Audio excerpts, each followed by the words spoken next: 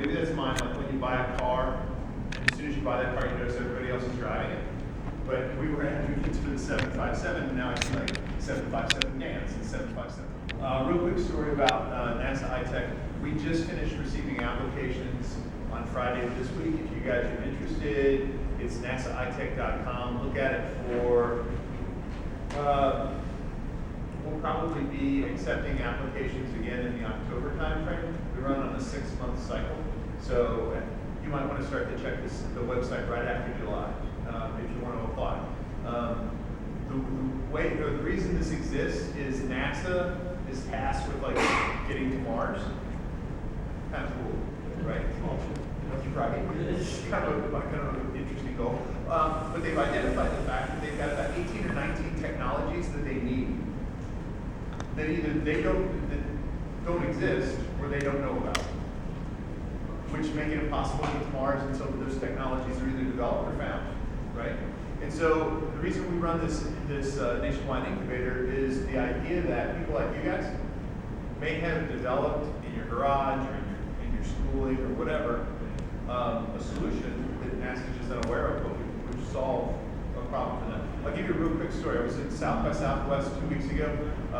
Ran into a guy, software developer, sort of related, not doing games, but they had a device essentially that you put on the wall, and it was Wi-Fi wireless connected, and it would project onto the wall and look at touch, and essentially turned your wall into a touch screen. And we were talking, and we were like, well, what if you could put that like on a wall, carry it with you, and then like you were on the International Space Station, which is like a football field long, and wherever you happen to be, you could stick it on the wall, and that would be the control station for the space station. Right? Pretty badass, right? But NASA had never thought about that. We typically did like the cockpit thing with instrumentation and so on, and we're like, what if the cockpit could be like wherever you happen to be? Right? So that's where, just a story about how you can take sort of unrelated technology, re-vector it, have a really interesting sort of discussion with people at NASA about some cool stuff. So my family on the left, this is not really about me, but I do want to tell you a story. My kids all grew up in the area, and now they all live someplace else. Right? I've got a daughter who lives in California, another daughter who lives in Utah, another daughter who lives in Florida, and a son who lives in Washington State. And all the people my age, we talk about it. We call it the brain drain. We talk to each other. Oh, isn't it a shame? My kids live in Charlotte. They went to school in Charlottesville, and they live in D.C., they live in Raleigh, Durham, or wherever, right? We know about it. We got a name for it. We call it the brain drain. And 5 years ago, 6 years ago, I just got so pissed off about it. I was like, we're going to do something about this, right? And so that's the first story, is sort of this idea that probably people my age with kids that are in their sort of their 20s, all of our kids live someplace else, right? So that became a big cause for me to talk to people sort of my age and say to them, we know about this, we give it a name, we talk about it, why don't we do something about it? And so why this is relevant, I think, to you guys if you're starting your own programming business or whatever, is the idea that you should aim high. You should aim for big stuff. It's interesting, I mentioned, or we'll talk here in a little bit about this financial exchange we started. I was sitting in a crowd with a venture capitalist giving a talk, and he was like, you shouldn't aim for any business that doesn't have an addressable market that doesn't begin with a B. He meant billions. I raised my hand. I said, yeah, what? I said, what about a market, an addressable market that begins with a Q? He's like, what the heck is that? I said, we're in the market, the derivatives market. It's measured in quadrillions of dollars. It's $2.3 quadrillion a year. It's the largest market on the planet. Most people don't even know about it. Probably you got like a 401k or an IRA plan, something like that. That's the stock market. The derivatives market is 40 times bigger than the stock market. Right? So aim for a market that begins with at least a T, if not a Q, would be my advice. So I was running IT security for the largest contract at NASA Langley. I wrote the first 2 accredited security plans. The team did the data acquisition systems and the desktop support, the server maintenance worked for me. And they were parsing off the IT portions of the contract because NASA was centralizing IT management. And so they were going to downsize my job. And part of what I had been doing was I was also responsible for a budget outreach that we did on that contract from Jacobs Engineering. And so I happened to be in a meeting with the guy who ran National Institute of Aerospace, a guy named Bob Lindbergh. And he says to me, or I say to him, hey, look, Bob, I'm going to be leaving. You should get in touch with my boss who's going to be here. That way you guys can keep this relationship going, but I'm going to Johnson Space Center to run their IT security program. And he and his assistant sort of exchanged sort of like meaningful glances, like, I had no idea. And we weren't in a position where we could have a conversation about it at the time. So I left. But it sort of niggled me at the back of my, and his assistant was a woman named Carla Sherwood. I called Carla like a week later. I said, Carla, when I mentioned to Bob that I was in the area, he sort of like gave me the high sign or whatever. What's that all about? She said, you got to call Bob. So I called Bob, and I'm like, so Bob, what's up? He's like, well, I got this opportunity to start an incubator funded by the city of Hampton in Hampton Roads, and I was wondering if you would be interested in running it. And I said, well, I've only got one question for you. He said, what's that? I said, are you interested in fixing entrepreneurship in Hampton Roads, or you see that as a real estate deal? Because a lot of incubators around the country are simply put on by real estate companies because they've got space they want to lease and they think it's a good way to lease that space. It's a horrible business model. It puts the leasor on the opposite side of the table in an antagonistic relationship with the person who's supposed to be helping them their incubator. And Bob said, well, I didn't know that entrepreneurship at Hampton Roads was broken. Now, this is 5-6 years ago, guys. Some of the stuff I'm going to show you today that exists today didn't exist. That's why people like Jeremy, who were really brilliant, were like, screw this place, I'm going to go to Hampton, to Silicon Valley, right? But I said, what if we had a place to stand while we while we sort of implemented this cause? Again, you need a place, sort of funding for your startup that helps you, give you a place where you can sort of eat and have shelter while you work on what you're working on. So some of you guys may hear the term Tidewater, may hear the term Hampton Roads, may hear the term the 757, and in my mind that's an ill-defined term. So the first thing we decided was sort of, what is Tidewater, what is Hampton Roads? What region are we talking about? Because there are some people who would say it's a super region all the way up to Richmond. But that sort of ignores the fact that there's a 30 miles of dead zone between sort of Toronto, Lightfield, and Richmond, right? The other thing is that we see, this is one of the things we had to try and attack, was the idea that there was this competition between the various municipalities, where Norfolk would bring in an outlet mall and Virginia Beach would build them a road, right? Or Virginia Beach would attract a company to move into Virginia Beach out of Chesapeake, and they would view that as a win, rather than sort of neutral or sort of stupid way to do economic development. So you guys laugh. I'm telling you, I'm not making these up. I wish I were. And the other thing that was true is that nobody recognized that none of these cities were big enough to be interesting on their own. The region is the 27th largest MSA in the country. It's the largest MSA in the country that doesn't have a professional sports team. You probably should ask yourself, why is that? Why do we have 1.7 million people between the beach and Williamsburg, and like we can't attract like the Sacramento Kings? Because we can't get around because there's a reason, right? So we said, well, look, if you guys would recognize that you're not interesting by yourselves, but you are interesting together, maybe you can fix that, right? And the other thing is we said, what if we had like a system where good ideas came in at the top and functional businesses came out at the bottom? What would you need to make that happen?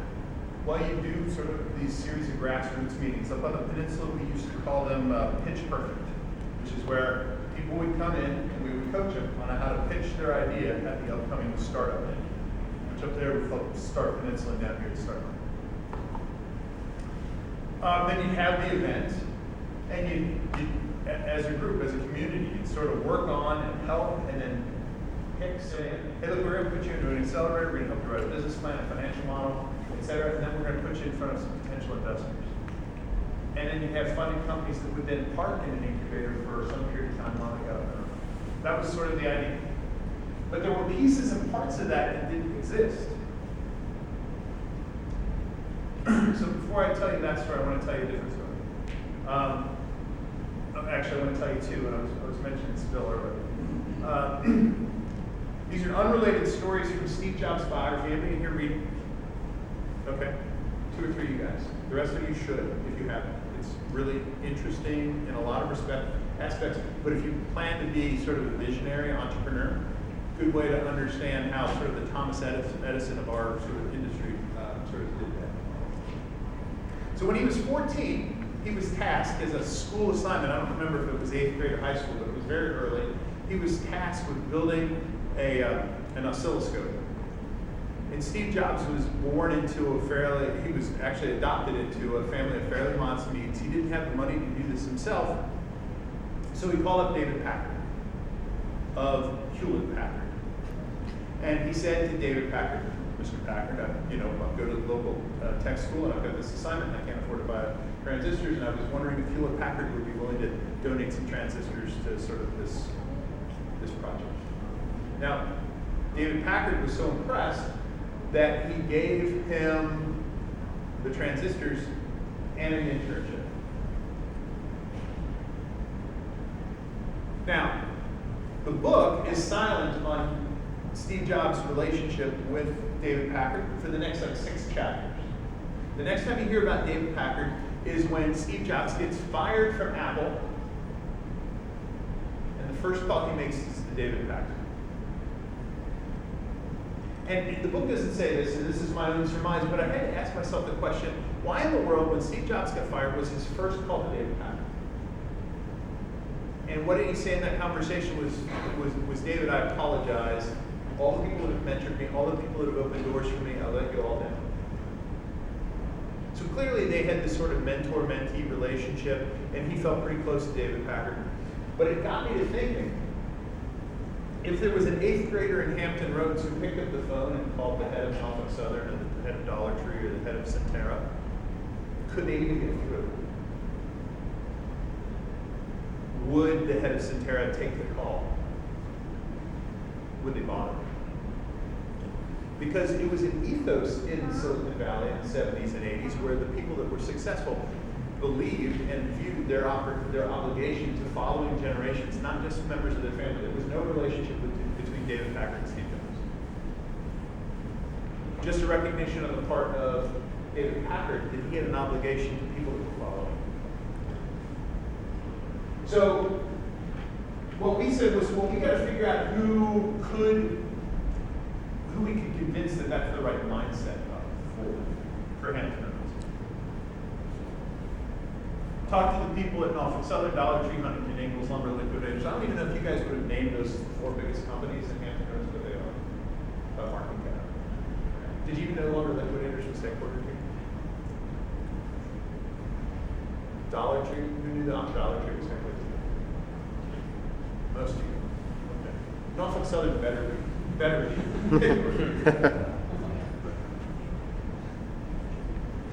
And the guys in the previous slide, not terribly interested. So Hampton Roads Community Foundation put together a group of us. There were about 25 of us, worked on this project for about 18 months, putting together what they call the Entrepreneurship Study Group. And out of that study group, which you can find on their website, the study report, which you can find on their website, came the E64 project, 757 Angels, Start Wheeling, and Reinvent Hampton Roads. You guys ever heard of any of those 4 things? Some of them. Okay, so I'm going to explain to you what they are. The E64 project was the idea that the heads of these various incubators, accelerators, fab labs that were starting to pop up at the time, etc., even things like PixelFest, should meet once a quarter and just simply coordinate their actions. So for instance, there wouldn't be a big event at Launchpad today taking away 400 people from the peninsula that should be here at PixelFest, right? So 757 Angels was the gathering of about 100 of the high net worth individuals in Hampton Roads who said, you know what, we're going to get together, we're all going to commit some capital, and we're going to invest in startups. 5 years ago, that didn't exist. As of today, they've invested about $15.5 million in startups over the last 3 years in Hampton Roads. Startwheel hasn't really gotten off the ground, honestly, so I wouldn't, it doesn't surprise me that you guys haven't heard of it, but it's supposed to be a clearinghouse between mentors and mentees, people that have started and run successful businesses, kind of like YPO, and not like YPO, sort of reaching out to people that are just getting started as entrepreneurs and need some mentorship. So if you're in that sort of position, you might want to check out Startwheel. I don't know how far along it is. And then Reinvent Hampton Roads is simply a website that's a clearinghouse for all these events. So for instance, PixelFest should be listed on there, just so you can go there and find out what's happening in the sort of startup and entrepreneurial community in Hampton Roads. So then Jeremy started to tell the story. I'll tell the rest of it. We had lunch, and he's like, I'm sort of over this. I could go to Silicon Valley and I'm sitting at a cafe on the street and people are walking by talking about startups. It's just in the air, right? And he's like, it's just not in the air here. So if you have not read this book, I recommend you read this book. It's called Acres to Diamonds. It's been around since like the 1930s. It's like one of those books that's like how to win trends and influence people. It's like on the all-time bestsellers list. And the reason it's on the all-time bestsellers list is because it's only going to take you roughly half an hour to 45 minutes to read. It's just a simple parable about this guy who wanted to get into the diamond mining business. So he sold everything he owned, traveled the world trying to find some deposit of diamonds that he could mine. It turns out, after his death, that in the parcel of land he sold so that he could travel the world to find diamonds was the largest deposit of diamonds in the history of man. Maybe he should have stayed home and dug, is the whole point of the story, right? And so that was sort of the point that I made to Jeremy, which is like, look, we could just simply fix Hampton Roads. You don't have to go to Silicon Valley. You can have a PixelFest. You can have what we were doing up on the peninsula, Star Peninsula, and so on. And by sort of just doing these things and demonstrating them to people, you could actually change people's minds about what was successful. Because forever, and I've lived here about 30 years now, that seems like forever, but forever, we have been talking about we need to diversify the economy of Hampton Roads away from the military-industrial complex.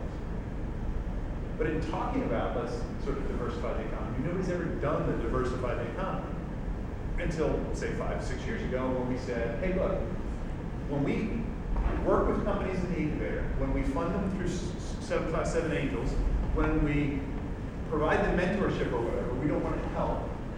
We don't want to disincentivize. But the companies we specifically want to help have a couple of characteristics. One is that they're going to be headquartered here. And two is they're going to sell whatever their product, their good, their services someplace else and bring capital back to Hampton Roads. So whether you're doing game design or IT services or financial services or whatever, from our perspective, if you were headquartered here, selling yourself someplace else and then bringing that capital back to Hampton Roads, that was a lot better model than the economic development model that had been prevalent in Hampton Roads at that point, which is, let's bring Walmart here, let's bring Target here, they'll create a lot of low-paying jobs, and they will suck capital out of Hampton Roads for the next 100 years, which we thought was maybe not a good idea. So recruit like-minded people by telling them sort of this glorious future. So then you say, well, okay, Tom, you had all these great ideas, what happened? What's the sort of punchline? Well, in the 3 years I was at PTI, we were recognized by the Small Business Administration as one of the top 50 incubators in the country. 2 years in a row out of 850 that they looked at. And this is the honest truth. I get a call one morning at like 2 o'clock in the morning. This is like winning the Nobel Prize for incubators from a guy in the Netherlands who says, we were wondering if you could come to the Netherlands next week to accept a prize in a Dutch accent. And I'm like, who is this really? Because it's like 2 o'clock in the morning. And it turns out that PTI was recognized by Technopolicy as one of the top 2 knowledge-based incubators in the world about 3 years ago. Pretty cool, because it was like our 3rd year of operation. But it had a lot to do with what we were doing and the type of businesses we were turning out. The two top bullets, they received Micronergy, won the hottest tech startup in the nation in Las Vegas, as awarded by tech.co. The reason I'm telling you guys this is not really to brag about what PTI did, but to tell you that this stuff's going on in Hampton Roads right under your nose and people are largely unaware of it, right? I mean, who knew that the hottest tech startup in the nation was here in Hampton Roads 4 years ago? Anybody know that? That's sort of my point, right? It's not what we were doing was so great, but this stuff happens right here. You don't have to go to Silicon Valley. It's acres of diamonds. The hottest tech startup in the nation was here in Hampton Roads, right? And that's not me saying that. That's tech.co, which is out of Silicon Valley. So they brought in startups from around the country, and Micronergy won. Freepik won the hottest tech startup in BC. ASAP, which again, Nisha's company, I thought she might be here today. They won the Semper startup, and then Crossroads won the Goldman Sachs Babson College 10,000 startups. So subsequent to that time, in the last 5 years, things like Tribe Ventures at William & Mary, Launchpad up in Williamsburg, Hampton University, Business Incubator, ODU, 757 Makerspace. My point is, and I probably didn't cover everybody, there's a lot of people engaged in the whole startup scene in Hampton Roads now that wasn't 5 years ago. If you're not plugged into that scene and you want to start a programming business or a game development business, plug into that scene, because in addition to knowing how to program, you really ought to know how to read like a profit and loss statement or a balance sheet or how to do sales and marketing, because if you build a better mousetrap, the world will be a path to your door is complete bullshit. Build a better mousetrap, and you tell people about it through sales and marketing, and you have a good supply chain where you can manufacture at a lower price than the other mousetraps, then the world will be back to you, right? So there's a lot more to it than just building an amazing game. You got to figure out a way to tell people about it. And while maybe at one time you can do it for $1,000, I think you'd agree today that would be hard to do, right? Just because there's so much noise. A little harder, right?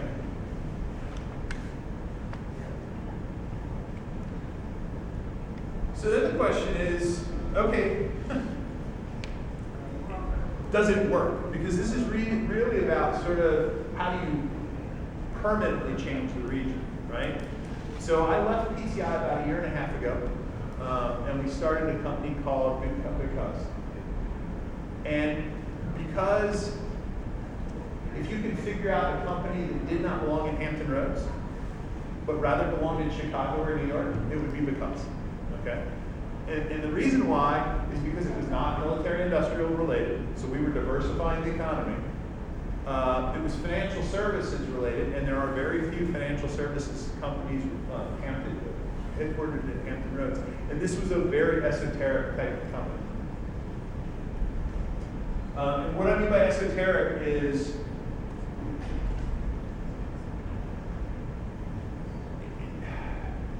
so what we were building is NASDAQ for Bitcoin. Okay. People that understand NASDAQ don't understand cryptocurrency, and people that understand cryptocurrency don't understand financial markets. So there's a Venn diagram there with very little overlap, right? And so we were trying to find the people that understood sort of both those circles. What I mean by find them is we've now put together a team that is utterly amazing. Guys that ran the Chicago Board of Trade for 30 years are both our Chief Compliance Officer and our CEO. So serious people in the financial industry, and pretty interesting folks from the Bitcoin industry as well. But essentially, to not go into too much detail on this particular company, because it's sort of beside the point, but anybody here know what derivatives are? Yeah, that's a response I typically get outside of Chicago or New York. So derivatives are things that derive their value from something else. Most people are probably, if they're familiar with any type of derivative, it's a stock option. Have you ever heard of stock options? Like maybe you're part of a startup and you get sort of the option to own some of the stock at some point in the future. An option is a derivative. It by itself doesn't have value. It derives its value from the value of the stock in a company. Make sense?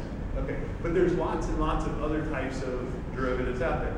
If you're a corn farmer and you're putting your seed in this month and you're putting fertilizer on the ground this month, and next month you're going to spray pesticide, and you got to disc the land, you got to buy tractors, etc.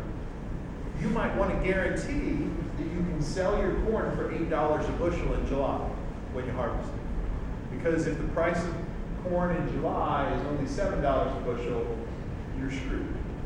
And in fact, you might be so driven to get your $8 a bushel that you don't even care that maybe it might be $9 a bushel at that time.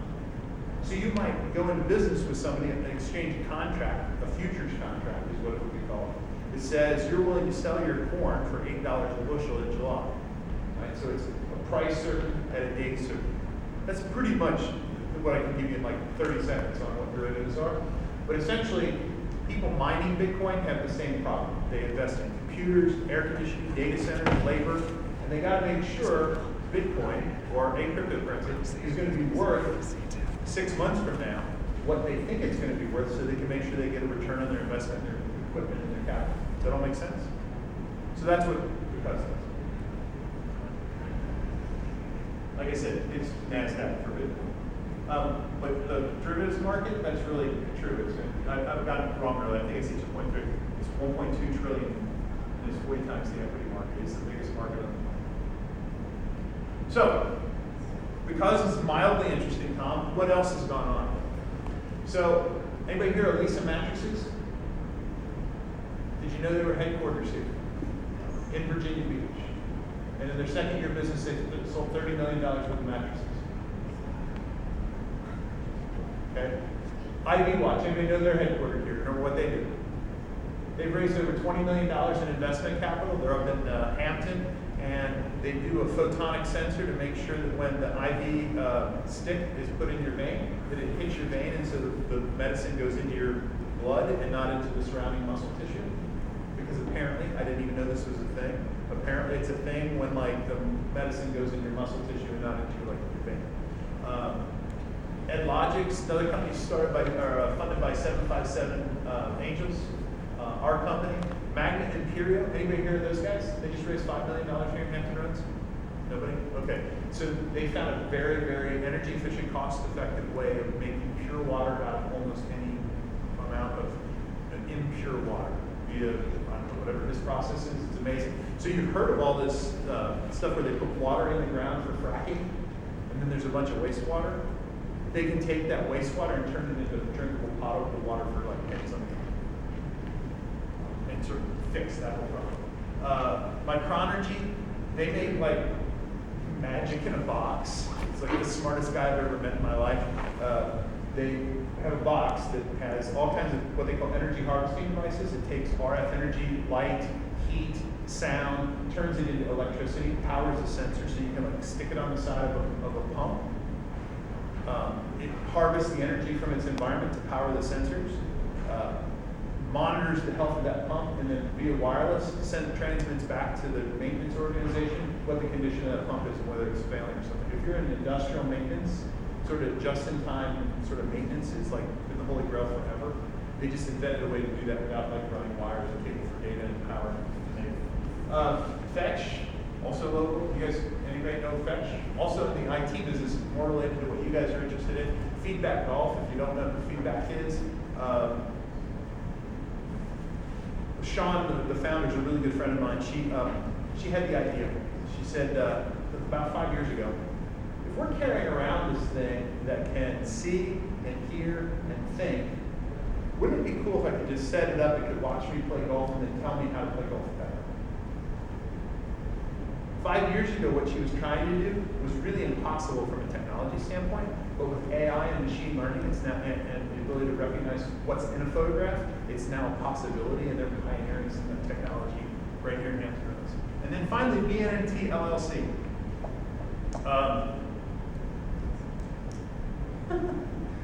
This is a joint intellectual property patents that came out of NASA Langley, National Institute of Aerospace, and Jefferson Labs. They all put together a portfolio of about 12 different patents. Everybody here heard of carbon nanotubes? Yes? No? Okay, most of you guys have heard of carbon nanotubes. Have you ever seen carbon nanotubes? All right, so if I poured like a gram of carbon nanotubes in your hand, it would look like I just poured a bunch of soot. into your hand. They're not very long. They're very, very strong, and they have some interesting properties, but they don't hold up the heat very well. It's the strongest stuff that exists. It's the strongest stuff that will ever exist. It's 100 times stronger than Kevlar. It was invented here in Hampton Roads. And you can do it. It has some interesting characteristics, like it's high in boron, so it absorbs neutrons, so you can use it for radiation shielding. And it's what they call fibrile, which means that if I pour a gram of it into your hand, it looks like a tuft of cotton. So you could spin it into cloth, you can put it into steel belted radials, make them last longer, you can put it into roads, make them last longer. You can use it because it's porous at the microscopic level as a medical delivery device, because it's well tolerated by the human body versus carbon nanotubes, which cause cancer. So has a lot of interesting properties. The place in the world where you can get the longest, strongest, purest form of it is here in Hampton. Okay. So I guess the point is, a lot of cool stuff has happened in the last 5 years. A lot of cool stuff. On a combined basis, those companies have raised almost $75 million in venture capital.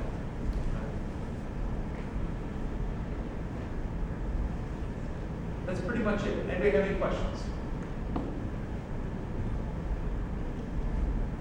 Do you know the user is Oceana? There is. It's been built by Microsoft and Facebook. It's going to land in corporate landing. It's going to be a transoceanic fiber that lands here and ultimately makes its way up to Northern Virginia. The name of the town specifically is escaping me, but Equinix is the data center up in Northern Virginia. It's Chantilly, but they're going to build direct double fiber between here and Equinix as well, which is sort of, for those of you that know the sort of history of the internet, that's where Maine East used to be. It's gotten a lot bigger than what it was Maine East now. It's a campus of all 13 buildings the size of this building that are all filled with computers and data. It's the remarkable place. The only reason I know about it is because that's where we're locating the stock exchange. It's up in Equinix and then Chicago. Jeremy. So what do you think about the branding of these companies, though? I think they use a lot of blue. Yeah. As I was pulling, I was putting this slideshow together, and I was pulling their various things. I was like, they really like blue and gray.